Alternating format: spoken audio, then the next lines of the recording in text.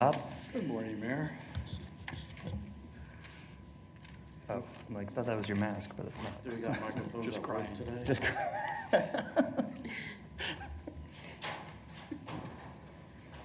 You ready? Yes, sir. Okay, Ready when you are. thank you. Like, I don't know how to respond to that. You caught me off guard. Page one, just note you've got 3 people on the public agenda. Page 2, number 1 is a public hearing for a tax exemption for a metal finishing company. They do exactly that, metal finishing work. They are actually doing 2 expansion projects to 2 facilities. 10,800 square feet on a facility on McLean and about 9,000 square feet for an expansion of a building on Harry. The combined work is about $1.1 million in capital investment, and they are anticipating over a 5-year period creating 26 new jobs. They qualify for 100% tax exemption. Number 2 is bringing to you recommendation on selection of Kemper Sports for the management of the golf system. I will note that the recommendation in the staff report slightly varies from the recommendation of the park board when it comes to food and beverage. Option number 2, there were 2 options presented to the park board. They went with option 1, which would have provided for capital investment from Kemper, and the city would receive 10% of the gross revenues. After looking at it additionally, we felt that it probably was worth the risk for the city to take on responsibility for inventory, capital expenses, and get 90% of the gross revenue. That over time, we think the city will come out in a better financial position. And there was a lot of discussion about that leading up to the park board meeting, as well as the park board meeting and with people since that time. So what we're bringing to you has that approach going. So that's the only difference from the park board recommendation. Bob, Yes. I know that the park board hasn't approved their February minutes, but can we get a copy Yeah, of I'm the trying draft? to get that for you. Okay, I think that'd be good to have. I know we can go look at the YouTube video and watch it, but We'll try to have those Thank minutes you. for you. Yep. Okay, page 3, number 3 is approving the use of ARPA funds for administrative expenses, which are allowed under ARPA, and also to fund the first phase of the fire optimization.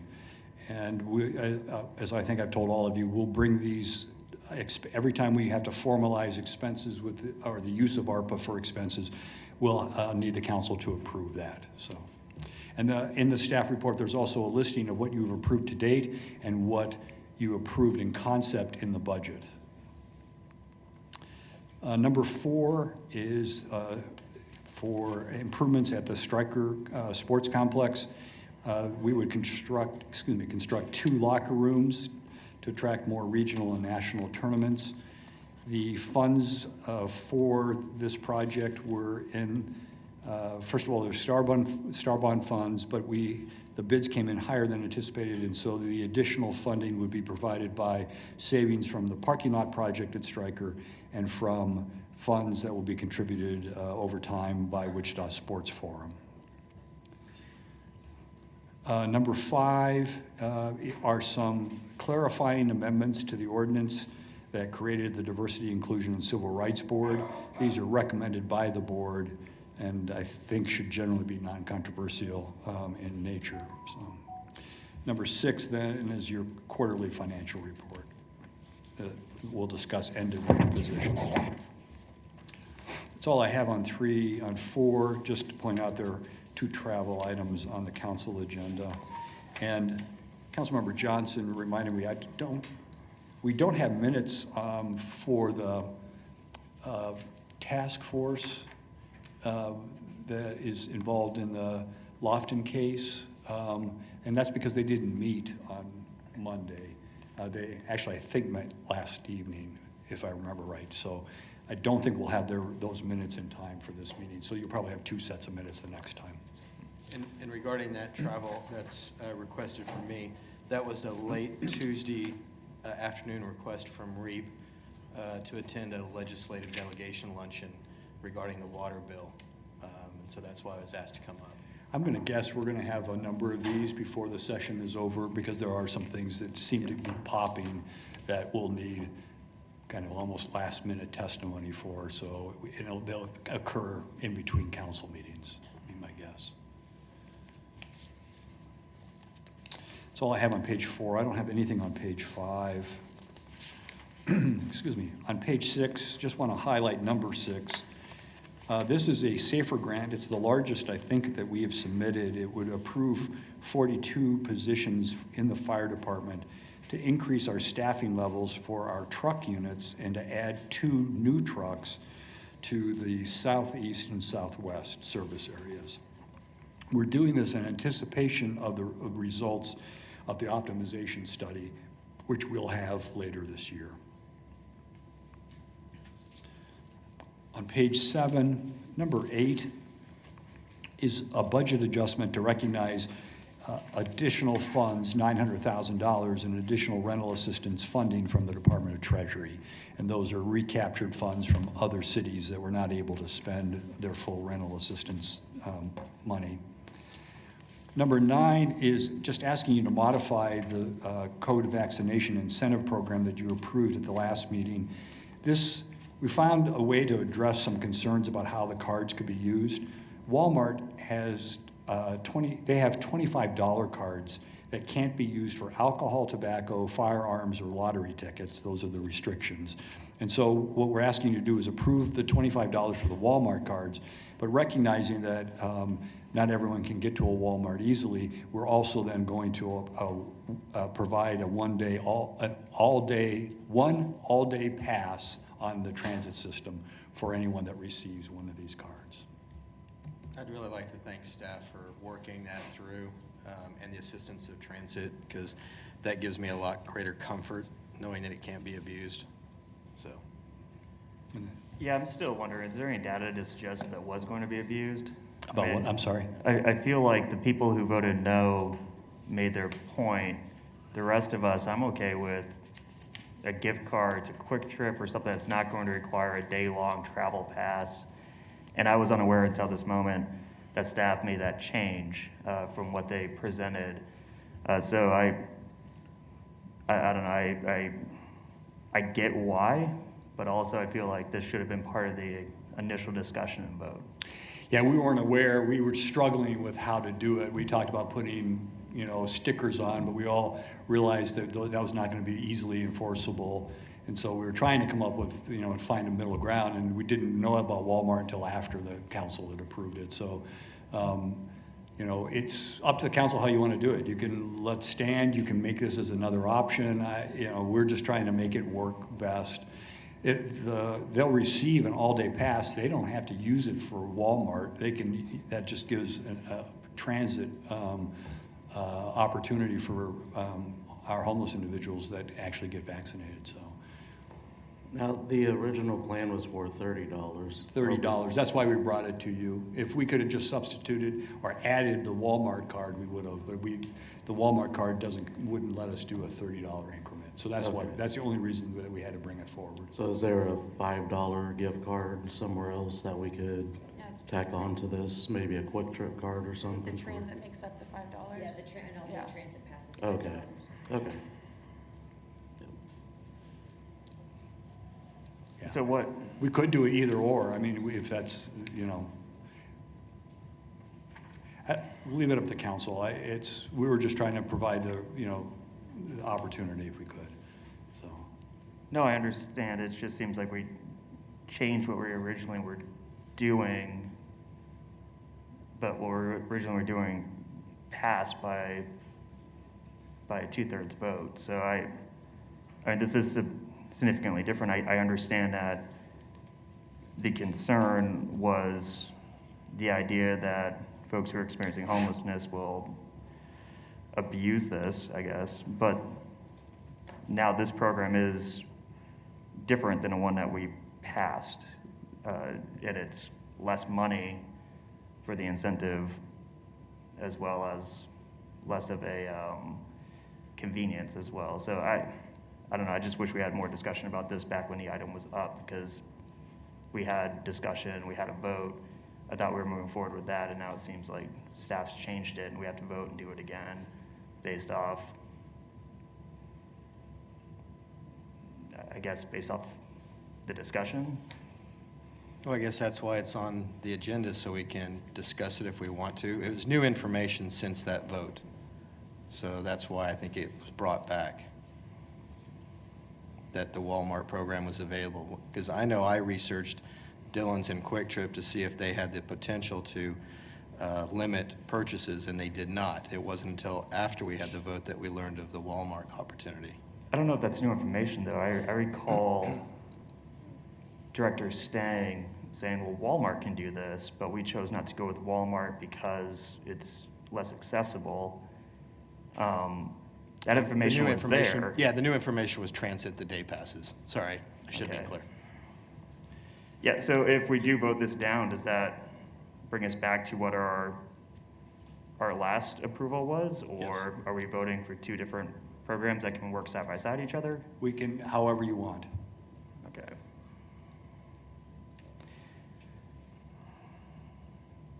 Yeah, and I just want to put out there, I don't assume the worst when it comes to our folks who are struggling with homelessness, who are looking to get vaccinated, and this incentives will help them out. I think that trying to change the whole program out of the idea that, at this point, seems unfounded, that they will abuse a gift card, you know, that it was 5-2 was the vote. It seems like the majority of the council was comfortable, and now we're reliving this issue again, and bringing more confusion to it. So good, it's at least coming up for a vote. It wasn't just kind of changed in the background, but still, like I'm a little confused on why we're still visiting this instead of just starting to get the program moving forward. But I guess we'll discuss it more on Tuesday. Mayor, that's all I have. Any questions?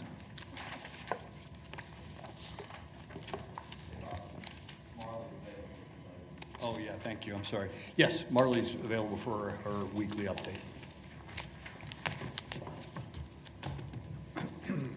Are you guys ready for me? We are, thank you. All right. Just real quickly, the legislature is on their turnaround break. They worked in committees on Monday, on the floor of the House and Senate on Tuesday and Wednesday, and both House and Senate adjourned before about 3 o'clock on Wednesday for an extended turnaround break. That means that all bills must be out of their house of origin, or they can no longer be acted upon unless they have touched an exempt committee. This is the first of the major deadlines for the 2022 session.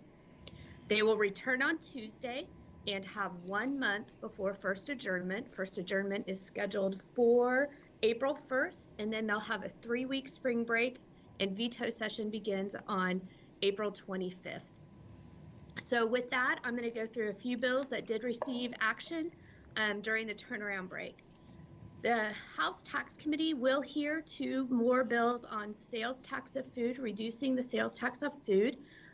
Next week in the House Tax Committee, House Bill 2711 eliminates the sales tax on food, and House Bill 2720 does reduce the state sales tax on food. The Senate does have a sales tax on food elimination bill for the state portion that is on Senate General Orders. It is an exempt bill. It did not receive attention before the turnaround break, but is expected to be run on the Senate floor in the next few weeks. That bill does eliminate the state sales tax on food, but allows the local option. It also eliminates the state sales tax on certain utilities, but allows cities and counties to also to continue to tax those as well. The Senate Tax Committee also passed Senate Bill 432, which is a sales tax holiday for clothing, school supplies, and computers the first week of August. That bill is on Senate General Orders. The bill does exempt both state and local sales tax. On water issues, the water bill is going to be worked on Tuesday of next week. This is a comprehensive rewrite of water law. The House Water Committee has determined that they will look at some of the reorganization portions of that bill, but refer the GMD issues that were in the bill to a summer interim for further study. Automated license plate readers, Senate Bill 434 did pass the Senate on a vote of 39-1. This does clarify some open records issues. WPD did testify in favor of the bill. Looking at some additional bills, Senate Bill 510 is scheduled for a hearing next week in Senate Local Government Committee. This enacts the Vacant Property Act and prohibits municipalities from imposing fees or registration requirements on unoccupied or residential or commercial properties. Again, that bill has been scheduled for hearing next week. The local plastic regulation ban, Senate Bill 493, prohibits cities and counties from regulating plastics and other containers. That bill did pass the Senate this week on a vote of 27-13 and does go to the House for consideration. And with that, I'll pause and see if there's any questions. Are there any questions about the bills that were just reviewed? If not, I do have a question from Marley.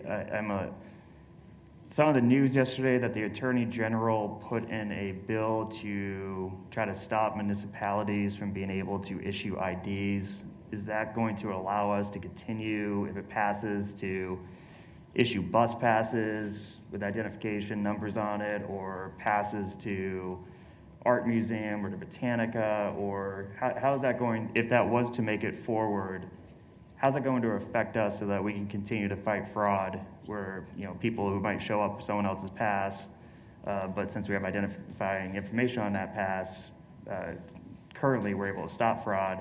How is that bill going to affect us with our process and to avoid the unintended consequences that might arise from limiting cities from being able to present any identifiable cards? I know the bill has been introduced. We do not have language on the bill yet, so I don't know exactly how that will affect it. As soon as there is language, we definitely will take a look at that. I know it is in response to one county issuing some IDs, which I think are different than passes. So once that language comes out, I will, Jim and I will get together and review that bill and let you know the effects of that. Marley, the mayor and council yesterday received a report and one of the on mental health, substance abuse, and homelessness, and one of the recommendations is to provide ID cards for homeless individuals. That's one of the barriers they have for service. So that needs to be involved. We would hope there wouldn't be legislation that would prohibit us from allowing that to happen. Okay, thank you for that information. Also, Marley, could you talk about Senate Bill 510 in terms of the Vacant Property Act and prohibiting municipalities from imposing fees? Does that mean that we couldn't do boarding up and then special assessing those expenses against the property? That is my understanding. The bill was introduced by a legislator from Johnson County. There is a hearing scheduled in Senate Local Government next week. I know the league has concerns with it as well. It is an exempt bill, so it can continue past this deadline. But that is my understanding, that you would not be able to attach any fees to vacant lots, vacant properties. So that's pretty significant for us. That means we couldn't recover a cost of boarding up or for grass and weed cutting at vacant properties, which is pretty significant in parts of our town. Absolutely, and Jim and I have talked, and we will get together to see if the city wants to provide testimony in opposition to that bill. Yeah, we can easily talk about the impact it would have on us. Are there any other bills that come to your mind that would impact local governments in a negative way that are being introduced or being discussed in committee that we should have our eyes on? The plastic bag ban, the plastic bill does not allow municipalities to enact their own ordinances on plastics. There's also another bill that is on the tracker that allows personal package delivery devices to operate on sidewalks and limits municipal regulations. That bill did pass the Senate as well. Those are the three major bills that we are watching that would impact municipalities in those ways. We're also watching those sales tax bills to ensure that local cities and counties can levy sales tax. Thank you. Any further questions? Marley, thank you for joining us and for these consistent updates. We really appreciate the work you're doing and your willingness to join us on Fridays and keeping us informed. Thank you all. Have a great weekend. You as well. Any further discussion on the agenda or anything else for the good of the group? If not, then we shall adjourn. If there's no objection, we're adjourned. Thank you.